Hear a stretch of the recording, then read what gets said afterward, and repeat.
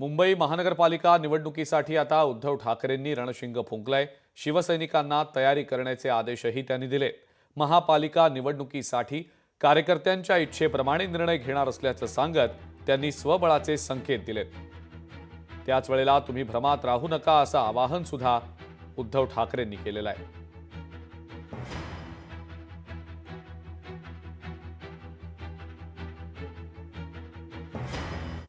काही काळामध्ये महापालिका निवडणुका येणार आहेत।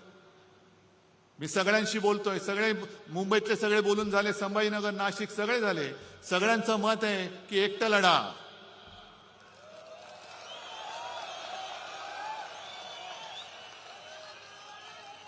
ताकद आहे।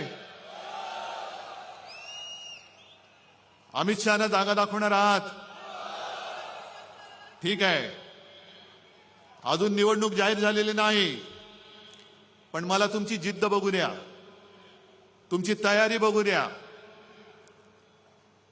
ज्या भ्रमात आपण राहिलो तो पहिला त्या भ्रमातनं बाहेर या, आणि ज्या क्षणी माझी खात्री पटेल आपली तयारी झाले, मी कार्यकर्त्यांच्या मनाप्रमाणे निर्णय घेतल्याशिवाय राहणार नाही।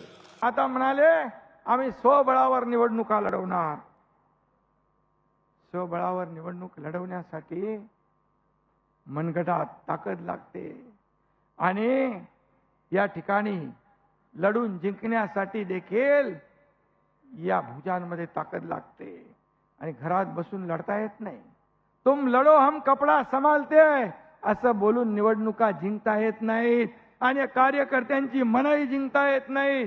त्यासाठी कार्यकर्त्याबरोबर रस्त्यावर उतरून काम करावं लागतं, फील्डवर उतरून काम करावं लागतं, त्यांच्या सुखदुःखात समरस व्हावं लागतं। लोकशाही मराठी ऐका, पहा, जागरूक रहा।